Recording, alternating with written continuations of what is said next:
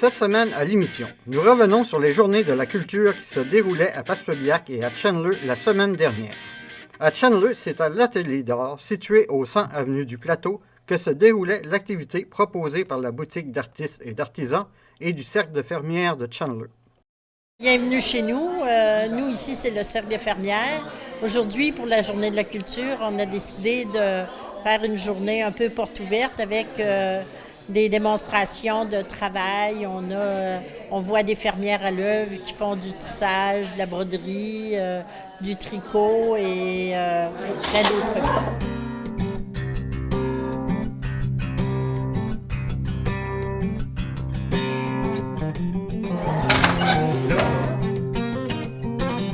Vous pouvez aussi voir une partie du travail qui a été fait par les membres du cercle. Il y a beaucoup de travail qui se fait, que ce soit au niveau communautaire aussi, parce que on est plusieurs personnes qui participent et qui sont intéressées à développer puis à donner des choses pour la communauté aussi. On fait des travaux personnels, mais on fait aussi des travaux pour le cercle.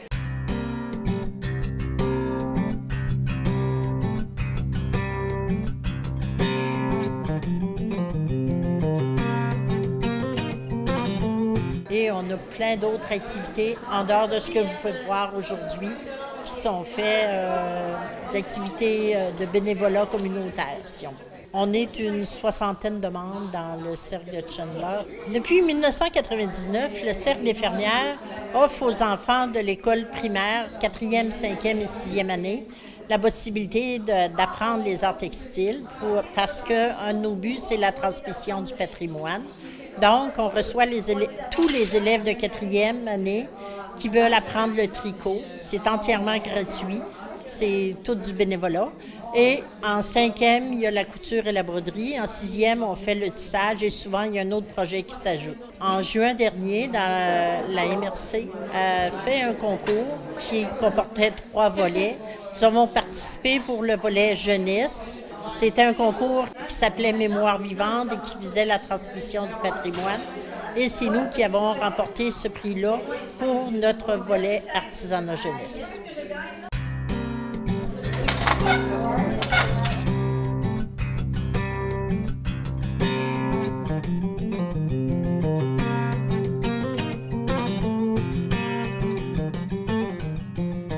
Au niveau de l'atelier d'art, ce qui est nouveau, cette année, nous avons 2 employés. Nous avons engagé l'artiste Marina Boulay, qui fait des œuvres, elle innove dans certains produits. Fait que Marina Boulay, je peux vous détailler ses œuvres. Elle travaille avec du sable et d'autres textures de métal. Fait que Marina est nouvelle cette année avec nous. Nous avons aussi, je nommerai pas le nom spécialement des artistes qui sont ici de peur d'en oublier, mais nous avons encore du verre de mer travaillé, du bois flotté. Nous avons des artistes peintres, peinture à l'huile, peinture acrylique, peinture mixte. Nous avons également des produits faits de miel, de caramel. Nous avons également des couturières qui font des belles choses que l'on peut donner en cadeau. Nous avons même Marina qui peint sur des tabliers des œuvres très jolies. Nous avons également du vitrail à vendre que certains artistes font, puis que le touriste aime beaucoup. Certaines confections de poupées qui demandent plusieurs mois de travail sont faites par des artistes et nous les avons jusqu'au 24 décembre. Des œuvres de différents artistes de la MRC. Et ce qu'on a innové cette année, c'est qu'on est allé chercher un pourcentage d'artistes à l'extérieur de notre MRC. Ça a été décidé en conseil d'administration. Nous avons le droit de prendre 10 à 15 % et plusieurs ont répondu à notre appel. Vous pouvez venir visiter et voir ces belles créations que ces gens-là font.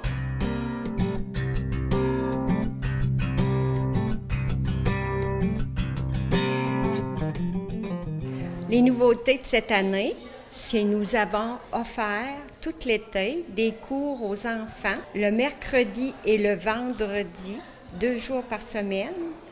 Fait que si jamais il y en a qui veulent continuer les cours à l'automne, bien vouloir appeler à l'atelier au numéro 418-689-2050 pour donner le nom des enfants qui sont intéressés aux cours d'art créatif. Ils seront donnés les fins de semaine ou le soir après 4 heures. Nous aurons la féerie de Noël au début décembre et en novembre, nous aurons un souper bénéfice qui va être donné au club de 50 ans et plus. Si vous êtes intéressé au souper bénéfice, veuillez appeler au même numéro 418-689-2050. On a eu des œuvres données aussi qui vont être lors de notre souper. Ça va être donné à l'encan. Ça fait que bienvenue au souper bénéfice en novembre pour l'atelier d'art. Comme nous diffusons notre programmation des cours pour l'automne, nous avons commencé la semaine dernière les cours de vitrail qui se donnent intensifs sur une fin de semaine. À venir, un cours de langue à vitrail. Ensuite, nous aurons un cours de fusion. Ce qui est déterminé d'avance, c'est le cours de photographie avec M. Daniel Gallagher qui va se donner le 28 et le 29 octobre à l'atelier d'art sur une fin de semaine. Le coût d'inscription, c'est 50 $ et vous apportez votre lunch et votre appareil photo. Bienvenue à ceux qui sont intéressés. Communiquez au même numéro 418-689-2050. Les 2 employés vont prendre vos inscriptions. Les heures d'ouverture sont de 10h à 18h, 7 jours sur 7. Et nous aurons cet horaire-là jusqu'au 24 décembre. Bienvenue à ceux qui veulent venir acheter leurs cadeaux. L'atelier d'art qui regroupe la boutique du regroupement des artisans et artistes de la MRC Rocher-Percé et du Cercle de fermières de Chandler est le point d'accueil du circuit des bâtisseurs, un parcours historique qui comprend un circuit pédestre et cyclable. Vous y trouverez aussi la plus longue passerelle piétonnière en aluminium du monde, qui vous permettra de traverser le barachois de la baie du Grand Pabot pour retrouver le site historique et archéologique du bourg de Pabot. À Passepébiac, le centre culturel nous présentait la révolte des Passepéias de 1886. Wilfrid Joseph et Fernand Alain nous présentaient cette page d'histoire. L'histoire n'est jamais écrite par les vaincus. Ce sont les vainqueurs, les possédants et les régnants qui écrivent l'histoire à leur manière, à leur vérité. Celle que vous allez entendre n'a jamais été racontée, sauf ce que la rumeur populaire en avait retenu. Des bribes éparses où il est question d'émeutes, d'emprisonnement. La haine viscérale des riches marchands exploitants qui avaient fait emprisonner des pères de famille dont le seul crime eût été de vouloir nourrir leurs femmes et leurs enfants en ce terrible hiver 1886. Tout commence en cette période des réjouissances annuelles du temps des fêtes. Bien sûr, on s'amuse ferme en cette période de repos après les durs temps de pêche. Les saisons sont bien rythmées. Le système des robins est bien rodé. On pêche, on s'endette, on emprunte l'hiver de quoi survivre pour pouvoir durer jusqu'au printemps suivant. Antoine Bernard cite dans son livre un vieux pêcheur avant la crise de 1886 qui dit ceci: « C'était le bon temps, et quand tout était dépensé, on allait voir les Monsieur Robin. Ainsi va la vie au pays de Passepébiac, et ce depuis des générations. » Il y a eu une révolte parce qu'il y avait une famine aussi. Et tout ça a été provoqué par la banqueroute, la chute des banques de Jersey. Okay? Et là, étant étant donné qu'ils ont eu, après la chute des banques, là, ils ont eu le mandat de ne pas doter, de ne pas vendre parce qu'il manquait de liquidité. Alors à ce moment-là, les entrepôts étaient pleins. Les gens, eux autres, n'avaient pas d'argent parce que d'année en année, ils faisaient marquer, qu'on appelle, OK? Ils faisaient marquer, et quand ils pêchaient, ben, ils rendaient. C'était le système de l'époque, OK? Il y avait sûrement de l'argent aussi pour certaines personnes qui circulaient, mais pour les pêcheurs attitrés des Romains, c'était le système jerseyien. Et le système jerseyien, ben, c'était pas seulement en Gaspésie, c'était autant la côte du Nouveau-Brunswick, la Nouvelle-Écosse, partout, même l'île du Cabreton, un petit peu partout, où il y avait des pêcheurs. Et pas seulement les pêcheurs francophones, mais les pêcheurs anglophones aussi, qui venaient de Jersey. C'était tout le même système. Y a-t-il quelque chose de plus dur pour un père ou une mère de voir ses enfants souffrir de la faim, puis se coucher l'estomac vide? Le 15 février 1886, il y a eu comme une procession dans la côte du Banc, 200 personnes qui descendent vers les magasins puis les entrepôts. Je me dis, c'était bien beau de voir du monde décider de même, mais en même temps, triste, parce que ta famille manque de tout.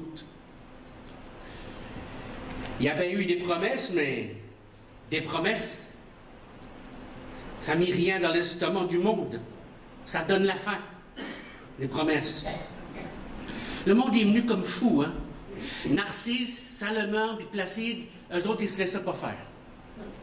Pour eux autres, là, des promesses, c'est pas assez. Ça prend des provisions pour 3 mois.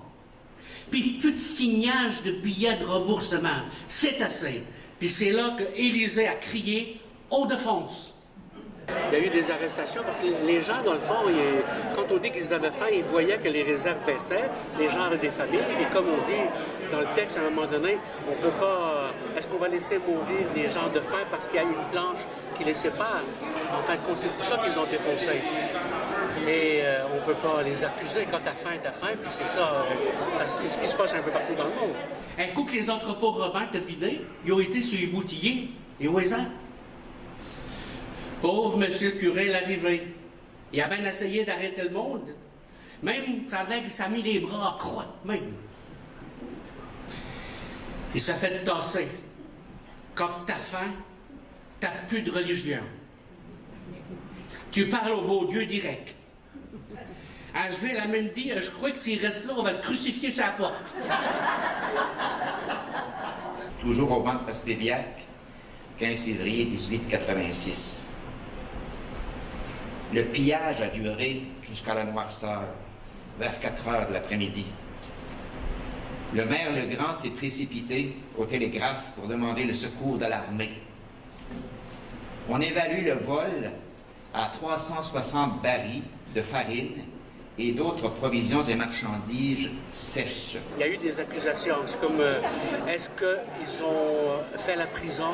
On n'a pas de preuves. Il faudra aller au niveau des archives du palais de justice. Mais ils avaient peur aussi que l'ensemble de la population se révolte parce que déjà 200 personnes qui descendent la côte du Banc puis qui vont pour défoncer les entrepôts, ben, tu ne peux rien faire. Et envoyer l'armée, le temps que l'armée vienne, ben, ça va être trop tard. Okay. Alors c'est une page de notre histoire. Mais on n'a pas le droit d'effacer ces événements de nos mémoires comme on efface un tableau. C'est une page de notre histoire, peut-être bien pas la plus belle, mais touchante. Juste à en parler, là, ça me rend émotion. Dans la vie, il y a des hauts, il y a des bas. Il y a hier, aujourd'hui, demain, mais veut pas, là, on a dans nos vies ça qui s'est passé hier. C'est ça qui fait qu'on est plus fort pour défendre nos idées. Parce qu'il y a eu du monde qui n'a pas eu peur de défendre leur fierté. À Narcisse, Albert, Édouard d'Aresby, Abel Chapadot, Salomon d'Aresby, James Black, Élisée d'Aresby, merci.